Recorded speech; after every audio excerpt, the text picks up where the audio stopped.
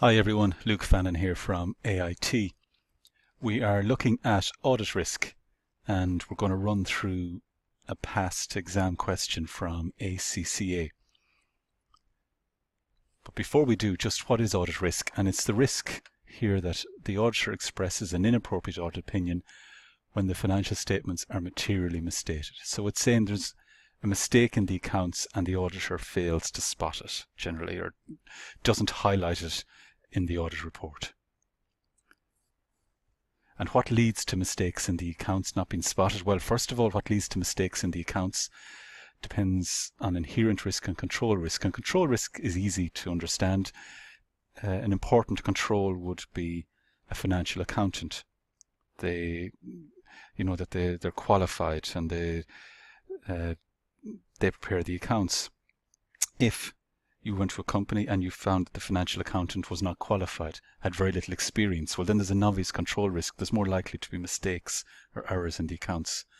The same with an IT system. If the IT system was very good, it was a modern IT system, then the control risk of mistakes or errors happening would be low. Whereas if the IT system was new or was changed during the year or was very old, quite manual, well, then there's more risk of errors in the accounts.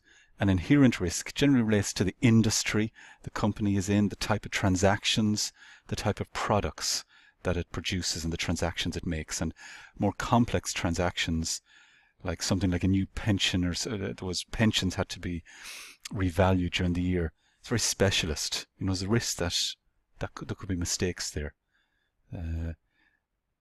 Products that could be inherently risky. Inventory, there's rules around the lower of costs versus net realizable value. So with some types of inventory, there is a risk that the net realizable value is lower than the cost and it might need to be revalued, or it's recorded the wrong value. And then the industry, some industries are more inherently risky than others. There's more risk of going concern, material uncertainties about going concern. So for example, construction industry, where you get boom and bust quite a lot, and you have in good times construction firms growing quickly, doing very well, but then suddenly 6 years later, that's not that suddenly, but in terms of 20 or 30 years, we're looking at the firm is gone because recession came and the accounts did not record any material uncertainty. The directors didn't disclose any material uncertainty about going concern. Or worse again, the company was not a going concern, but the accounts said they were.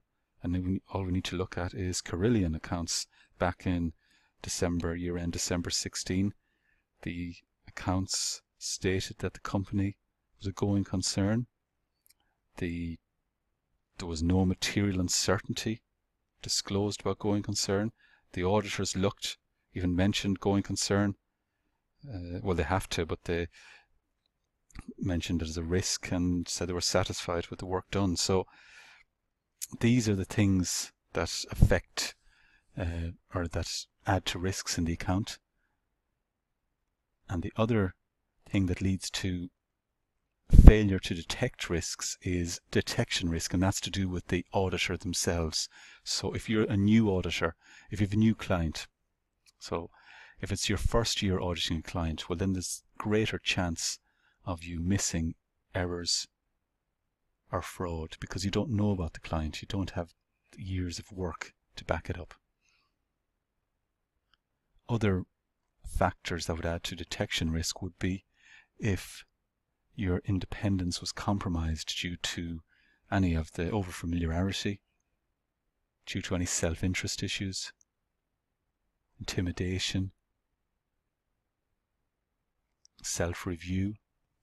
If you were making management decisions on behalf of a client, an audit client, then all of that adds to more chance that your independence will be compromised and that you may fail to highlight, or you give the incorrect opinion when there are misstatements or material misstatements in the financial statements or the accounts.